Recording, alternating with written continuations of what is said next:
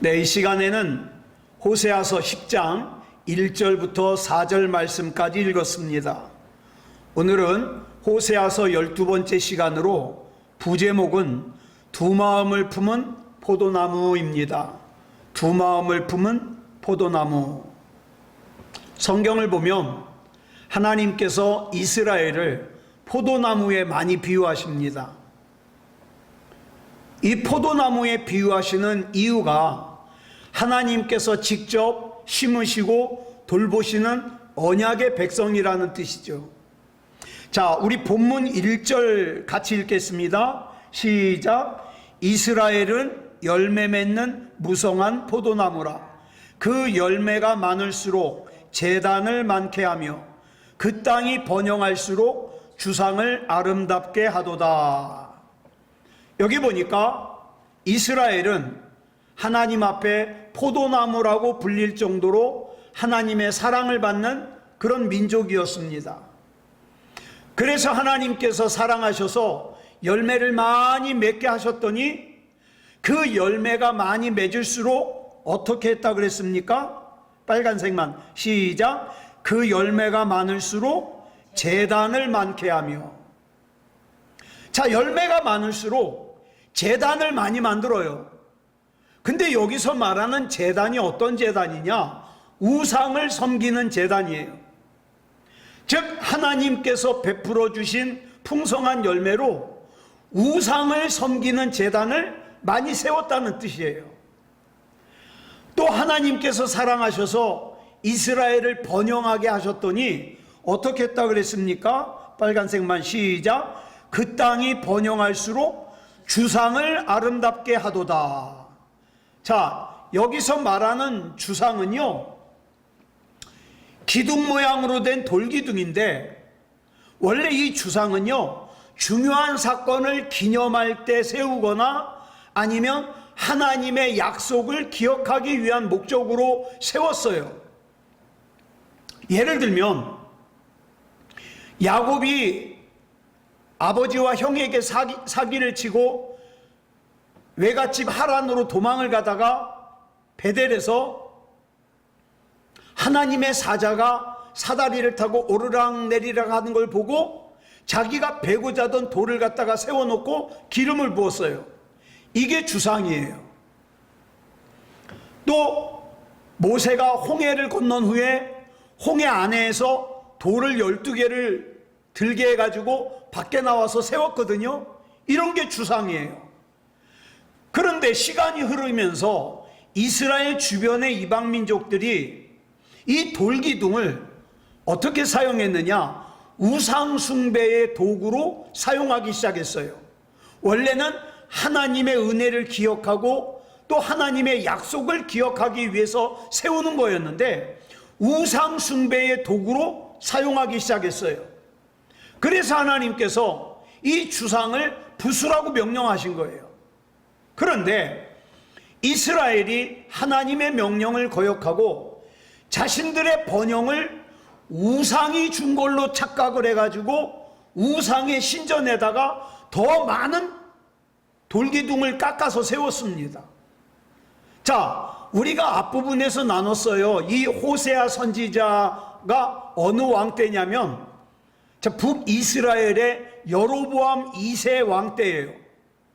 자, 그런데 역사적으로 보면 이 여로보암 2세 때는요, 북이스라엘이 역사상 가장 부유했어요.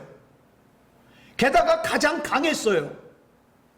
자, 그런데 이스라엘 백성들은 자신들이 누리는 이 부유함이 또 가나안의 그 다음에 그 군사력으로 강함이 가나안의 풍요신인 바알이 주는 거라고 생각했어요. 그래가지고 바알 신에게 감사하는 제단을 갖다가 여기저기 세우기 시작했어요.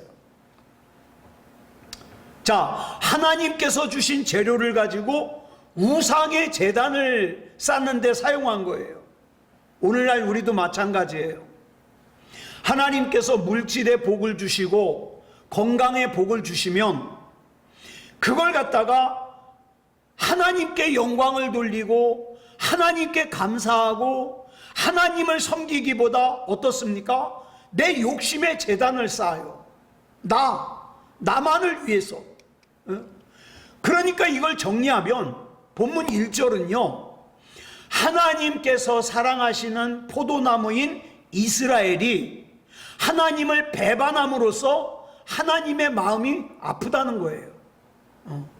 오늘날에도 가만히 보면 하나님께서 사랑하셔서 복을 주시면, 번영을 주시면, 나에게 복을 주신 하나님께, 또 나에게 번영을 주신 하나님께 영광을 돌려서 나에게 복을 주시고 번영을 주신 하나님께서 보람을 느끼시게 해야 되는데, 어떻게 된 것이, 하나님께서 복을 주시고 번영을 주시면요, 하나님을 떠나요.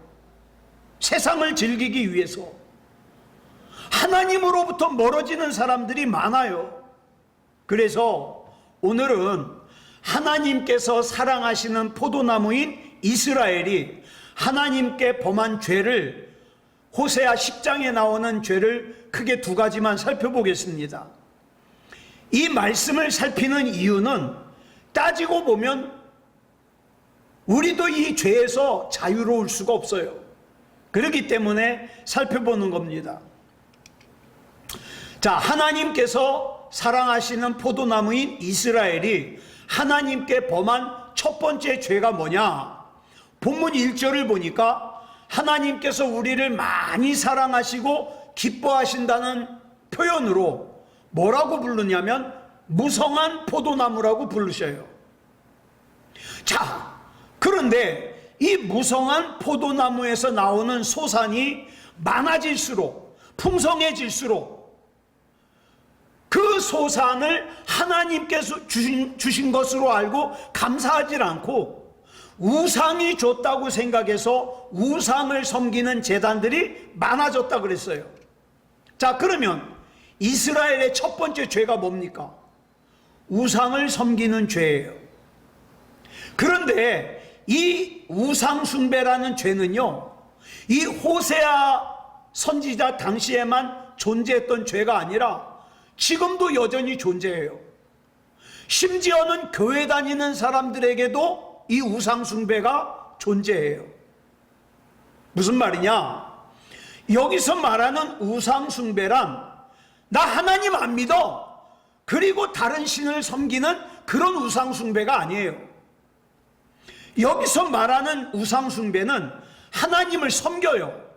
하나님을 섬기면서 더불어 다른 신도 섬기는 거예요. 그러니까 하나님만 섬기는 게 아니라 하나님도 섬기는 거예요. 하나님도. 자, 힘들고 어려울 때는 하나님이 아니면 안 된다고 생각해서 하나님만을 간절히 찾았는데 점점 살기가 편해지고 또 여유가 생기니까 하나님을 향하는 마음이 점점 줄어들어요. 그리고 그 자리를 누가 차지합니까? 자기 자신이 차지해요. 사람이 차지해요. 그래서 하나님 이외에 다른 우상들이 차지하는 부분이 점점 많아지더라는 거예요. 이걸 호세아서의 표현으로 말하면 음행을 행한다고 말하는 겁니다. 그리고 이것을 갖다가 본문 2절을 보니까 두 마음을 품었다 이렇게 표현하고 있어요. 같이 읽겠습니다. 시작. 그들이 두 마음을 품었으니 이제 벌을 받을 것이라. 하나님이 그 제단을 쳐서 깨뜨리시며 그 주상을 허시리라. 자, 여기서 품었다라고 번역된 히브리어 단어가 할라크라는 단어예요. 여기서는 그냥 품었으니라고 부드럽게 표현했는데 원래 이 할라크라는 단어는 본래 뜻이 뭐냐? 나누다, 분배하다, 쪼개다 이런 뜻입니다. 그래서 두 마음을 품었으니로 해석된 할라크 라밤은 그대로 해석을 하면 뭐냐? 그들의 마음을 쪼갰다는 뜻이에요. 예. 그들이 마음을 쪼갰으니, 즉 마음이 두 개, 세 개로 막 쪼개지는 거예요. 그래서 하나님과 세상에 양다리를 걸치고 있어요. 그러면서 겉으로는 여전히 하나님께 제사를 드립니다. 하나님께 예배를 드려요. 하나님께 예배의 형식을 갖춰요. 이것은 뭘 뜻하냐? 겉으로는 하나님을 예배하는 척하면서 속으로는 온갖 세상의 성공과 풍요를 쫓는 위선적인 상태를 꼬집는 말씀이에요. 그래서 우리가 그 열왕기상을 나눌 때 열왕기상 18장 21절에서 엘리야 선지자가 갈멜산 위에서 불을 내리기 전에 이스라엘 백성에게 이렇게 외칩니다. 시작. 너희가 어느 때까지 둘 사이에서 머뭇머뭇하려느냐. 이게 말이 무슨 뜻이냐면, 지금 마음이 둘로 갈라져 있어요. 그래서 한편으로는 하나님께 제사를 드리면서도 또 한편으로는 바알과 아세라를 섬겨요. 이걸 성경은 뭐라 그러냐? 거짓 신앙생활이라 그러는 거예요. 너희 어느 때까지 하나님과 바알과 아세라로 쪼개진 상태로 그 사이에서 머뭇머뭇할 거냐? 이걸 책망하는 거죠. 이렇게 두 마음을 품은 결과는 하나님께 징계를 받게 되는데, 그 징계가 어떻게 나타나느냐 하면 하나님께서 내가 사랑하는 것들을 갖다가 하나씩 깨트리셔요. 굉장히 무서운 말씀이에요.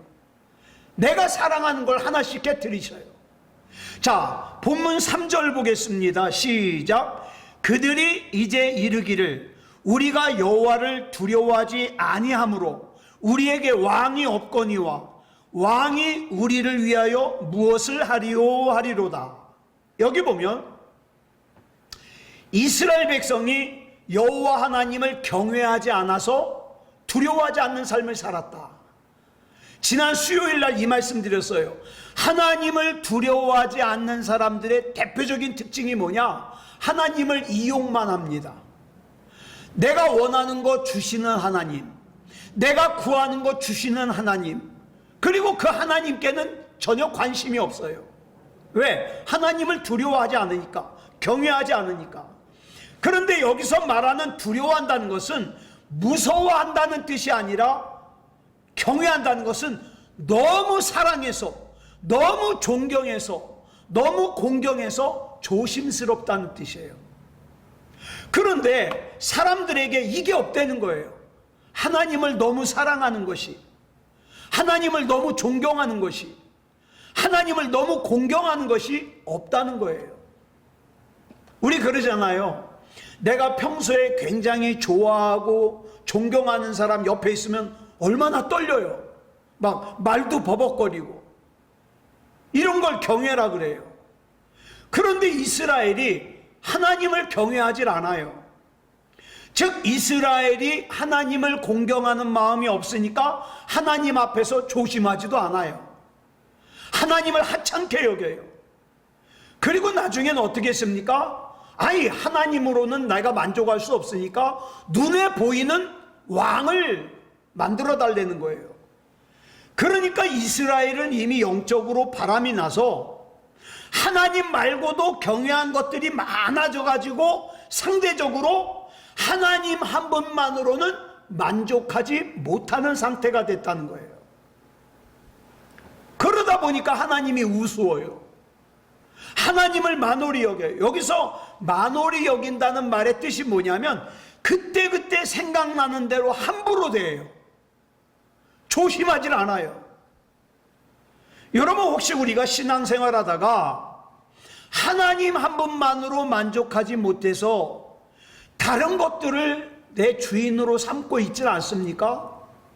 예를 들면 난 돈이 하나님보다 나의 주인이야. 사람이 하나님보다 나의 주인이야. 명예가 하나님보다 나의 주인이야. 내 자존심이 하나님보다 나의 주인이야. 이런 적이 없냐 이 말이에요. 이런 것들을 하나님보다 더 중요하게 여기다 보면은 어떤 현상이 일어나느냐? 하나님이 우스워요. 하나님을 만홀히 여기죠. 그때그때 생각나는 대로 하나님을 대해요. 그래서 하나님을 만홀히 여겨서 그때그때 생각나는 대로 대하는 사람은 예배도 그때그때 생각나는 대로 드려요. 왜? 그 예배를 받으시는 하나님을 만홀히 여기니까. 그래서 천국에 가기 위해서는 하나님을 믿지만 동시에 세상의 욕심을 채우기 위해서는 돈도 내 주인이고 명예도 내 주인이고 사람도 내 주인이고 쾌락도 내 주인이고 다른 우상도 내 주인이 되는 거예요. 자, 혹시 내 안에 하나님 말고 내 마음이 둘로 셋으로 쪼개져 가지고 다른 것도 주인으로 삼고 있는 것은 없습니까? 돌아봐야 돼요. 지금 내가 이대로 살아도 되는가? 모세가 호렙산 꼭대기로 하나님 앞에 십계명을 받으러 올라갔을 때 산 밑에서 무슨 일이 일어났죠? 이스라엘 백성이 아론을 협박해 가지고 금으로 송아지 형상을 만들어 놨어요. 그리고 나서는 뭐라 그러냐? 이 송아지 형상은 우리를 애굽에서 인도한 여호와 하나님이다. 그러면서 제사를 드렸어요. 그러니까 보이지 않는 하나님을 보이는 하나님으로 형상화시킨 거예요. 이스라엘이 다른 신을 만든 게 아니에요. 단지 보이지 않는 여호와 하나님을 보이는 송아지 형상으로 만들어 놓은 거예요. 그리고 나서는 자기네들은 여전히 여호와 하나님을 섬긴다고 제사를 드렸어요. 자, 그러면 이스라엘이 왜 금송아지를 만들었을까? 이 이스라엘 백성의 머릿속에 가장 먼저 떠오른 하나님의 형상은 애굽에서 종살이할 때 봤던 황소신. 애굽에는 황소 형상을 한 신이 있어요. 아피스라고 하는 신인데, 이 고대 애굽에서 이 아피스라고 하는 황소신은요, 풍요를 줍니다. 번성하게 합니다. 막강한 힘과 권력을 줍니다. 그래서 가만히 자기네들이 생각해 보니까 홍해를 가르고 자기네들을 구하여 내신 그 하나님의 엄청난 힘을 봤거든요. 자, 그러면 우리의 그 하나님을 어떤 형상으로 만들면 가장 적당할까 생각했더니 애굽에서 봤던 황소의 신 아피스가 적당한 거예요. 그래서 황소의 형상으로 만든 거예요. 자, 왜 하나님을 황소의 형상으로 만들었을까요? 하나님을 신뢰하지 못하는 거예요. 보이지 않는, 내 지금 당장 눈에 보이지 않는 하나님을 신뢰하지를 못하는 거예요. 그래서 이런 불신앙은 훗날에 하나님께서 분명히 이스라엘의 왕이셨음에도 불구하고 눈에 보이는 사람 왕을 만들어내라 그래가지고 사울이 왕이 되잖아요. 그래서 본문 3절은 이스라엘 백성들은 하나님으로 만족하지 못하는 신앙이에요. 왜? 눈에 안 보이거든요. 눈에 안 보이니까 불안하거든요. 내가 이게 눈에 안 보이는 불안한 하나님께 내가 어떻게 내 인생을 맡겨? 내가 어떻게 이 문제를 맡겨? 맡기지를 못하는 거예요. 그러니까 내 문제 내가 끌어안고 힘든 거예요. 걱정하는 거예요. 예. 그래서 이스라엘의 왕의 제도가 생기게 됩니다. 그런데 호세아서 13장 11절을 보니까 하나님께서 이렇게 말씀하셔요. 시작. 내가 분노함으로 내게 왕을 주고 진노함으로 패하였노라. 이 말씀은 하나님을 신뢰하지 않고 인간적인 왕을 구했던 이스라엘의 어리석은 요구에 하나님께서 분노하시면서도 이스라엘이 달라는 거 줘요. 네. 그러나 결국 이스라엘은 자신들이 하나님을 신뢰하지 못해서 달라 그랬던 것, 그것 때문에 어떡합니까? 파멸해요. 파멸해요. 그 경고의 말씀이에요. 우리가 기도를 할 때 강청하는 기도와 떼쓰는 기도를 혼동하면 안 돼요. 강청하는 기도는 뭐냐? 내가 기도하는 이 기도가 하나님의 뜻과 맞아요. 하나님의 뜻과 같아요. 그래서 내가 기도를 하는데 포기하지 않고 중단하지 않고 기도하는 거예요. 이건 강청하는 기도예요. 근데 떼쓰는 기도는요, 하나님의 뜻하고는 달라요. 근데 무조건 달래는 거예요. 하나님의 뜻이 아닌데. 이걸 떼쓰는 기도라 그래요. 자, 눈에 보이지는 않지만 하나님께서 이스라엘의 참되신 왕이었기 때문에 이스라엘에는 다른 왕이 필요가 없었어요. 그런데 이스라엘 백성은 눈에 보이는 왕을, 우리도 다른 나라처럼 눈에 보이는 왕을 만들어내라고 떼를 쓰는 거죠. 왜냐하면 그 이유가 사사기 21장 25절에 나와요. 빨간색만 시작. 그때에 이스라엘에 왕이 없으므로. 이 말씀은 우리가 잘 생각해야 돼요. 진짜 왕이 없어서가 아니라 왕이 하나님인데 왕이신 하나님을 인정을 안 하는 거예요. 오늘 우리도 마찬가지예요. 하나님 살아계셔요. 하나님 역사하셔요. 내가 믿는 하나님은 전능하신 하나님이에요. 분명히 하나님이 계셔요. 근데 이 하나님을 나의 하나님으로 믿지 못하는 사람은 어떻게 고백합니까? 하나님이 없는 사람이에요. 하나님을 믿지 않으니까. 자, 우상 숭배가 뭐냐? 하나님 이외의 것을 자기의 왕으로 섬기는 걸 우상 숭배라 그래요.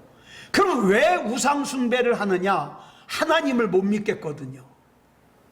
예. 그래서 하나님 대신에 내가 믿을 만한 걸 찾아다니는 거예요. 그래서 돈을 찾고 믿을 만한 사람을 찾고 그러는 거죠. 수영을 배울 때 자기 몸이 물에 뜰 거라는 것을 믿지 못하는 사람은 물에 빠졌을 때 어떻습니까? 팍 몸에다 힘을 주고 허부적거려요. 그러면 몸이 점점 빠져요. 그런데 물에 빠졌을 때 수영을 못하는 사람도 물에 빠졌을 때 물에 몸이 뜨는 방법이 있어요. 뭐냐? 허부적거리지 않고 몸에 힘을 다 빼는 거예요. 그리고 고개를 갖다가 뒤로 싹 젖히면 몸이 싹 떠요.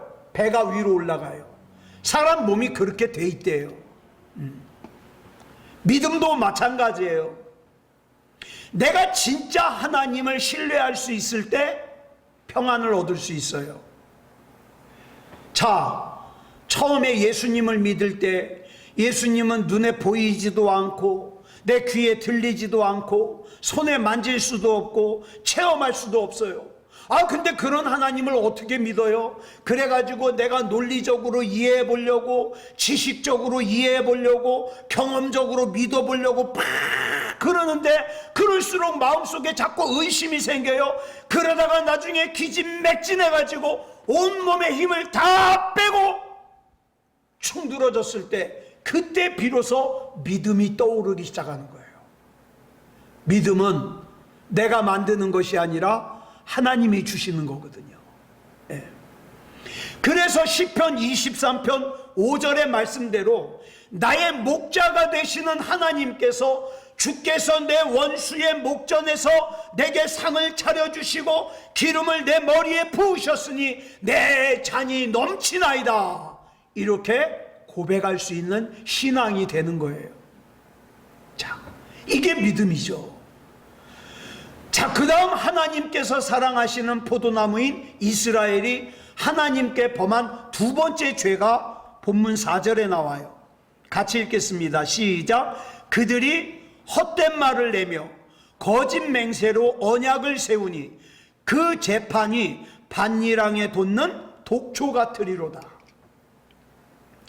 밭일항에 독초가 생기면 그 농사는 망칩니다. 그런데 이스라엘이 말하는 헛된 말, 거짓 맹세, 거짓된 삶을 호세아 선지자는 뭐라고 얘기를 하고 있어요? 독초다. 자, 왜 거짓 맹세를 하고 헛된 말을 하고 거짓된 삶을 삽니까? 하나님과의 관계가 깨졌거든요. 하나님과의 관계가 깨지니까 하나님께서 지금 나를 보시고 내 말을 들으시고 나와 함께 있다는 것이 안 믿어지거든요. 그러니까 어떻게 해요? 헛된 말을 얘기를 해요.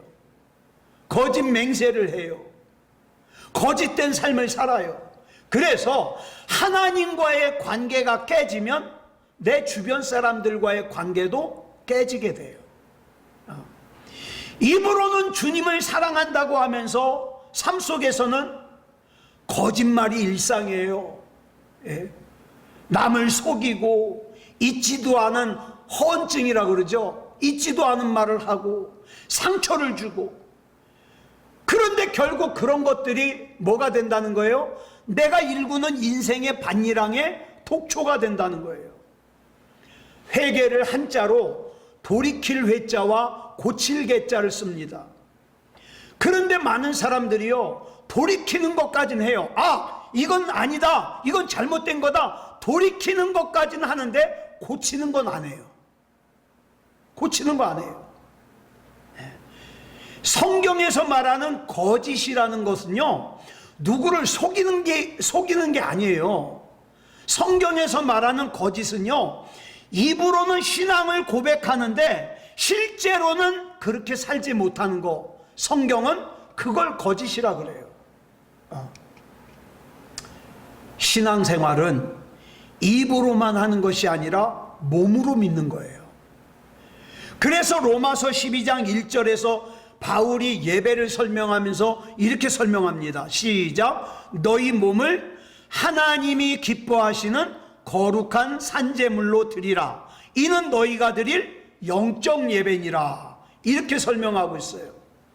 여기서 말하는 영적 예배가 뭐냐? 삶으로 드리는 예배예요. 삶으로. 그래서 우리가 로마서를 살피면서 첫 시간에 이런 말씀 드렸어요. 로마서를 크게 둘로 나누는데 1장부터 11장까지는 교리를 설명해요. 그리고 12장부터 마지막 16장까지는 삶에 대한 얘기예요. 그래서 내가 아는 것과 내가 사는 삶이 같아야 이게 진짜 신앙생활이에요. 그런데 우리가 알고 있는 하나님의 말씀대로 사라지지 않는 가장 큰 이유가 뭐냐? 예수님과의 관계에 문제가 생긴 거예요. 예수님과 대화를 안 하고 예수님과 동행하지 않고 문제가 생기는 거예요. 우리는 구원의 조건이 믿음이라는 걸 잘 압니다. 그런데 이 믿음을, 아니야, 나는 이 성경 내용을 알고 있으니까 나는 믿음이 있어. 아니요. 야고보서 2장 26절에서 뭐라 그랬습니까? 행함이 없는 것, 내가 알고 있는 하나님의 말씀대로 행함이 없는 것은 뭐다? 죽은 믿음이다, 이 말이에요. 죽은 믿음이다. 이 믿음이 살아있는 믿음이 되려면 예수님과 동행하는 삶을 살아야 돼요. 성결교의 유명한 부흥 강사인 이성복 목사님이라고 계셔요. 이 이성복 목사님이 항상 오른손을 꽉 주먹을 쥐고 다녀요. 그래서 어떤 사람들이 생각하기를, 아, 이성복 목사님은 오른손에 장애가 있으신가 보다, 그래서 손을 필 수 없나 보다, 그렇게 생각했어요. 근데 악수할 때 보면은 또 손을 펴요. 그래 너무 궁금해가지고 물어봤어요. 목사님은 왜 평소에 이렇게 오른손을 주먹을 꽉 쥐고 다니십니까? 그랬더니 이성복 목사님이 이렇게 대답하셔요. 예, 나는 예수님과 손잡고 다녀서 그렇습니다. 예수님과 손잡고 다니는 사람이 거짓말 하겠어요? 예수님과 손잡고 다니는 사람이 음란한 짓 하겠습니까? 예수님과 손잡고 다니는 사람이 탐욕스러워서 다른 사람을 속이겠어요? 예수님과 손잡고 다니는 사람이 있지도 않은 것 가지고 말을 만들어내고 다른 사람 미워하고 용서하지 못하고 그러겠습니까? 그럴 수 없죠. 예수님과 함께 손을 잡고 동행하는 사람이 말씀 따로 행함 따로 그렇게 살겠냐, 이 말이에요. 오늘 우리에게 필요한 믿음이 바로 이렇게 주님과 함께 동행하는 믿음입니다. 이성복 목사님처럼 주님의 손을 꼭 잡고 같이 동행하는 사람이 바로 오늘 본문에서 말하는 진짜 무성한 포도나무예요. 물론 우리가 어려움이 생겼을 때 하나님을 부르죠. 하나님, 날 구해 주십시오. 날 도와주십시오. 구하죠. 그런데 그때뿐만 아니라 내 삶의 열매가 많아졌을 때에도, 내 삶이 번영했을 때에도 하나님, 이 모든 것은 하나님께로부터 왔습니다. 제가요 더욱더 하나님 앞에 기쁨이 되는 삶을 살게요. 이게 진짜 믿음이죠. 알량하게 교만해지면 안 되는 겁니다. 그래서 우리는 하나님을 떠난 자들이었는데 하나님의 은혜로 다시 하나님께 돌아왔잖아요. 그러므로 참된 회개는 내 죄를 슬퍼하기만 하는 것이 아니라 하나님을 진짜 나의 왕으로 삼고 사는 거예요.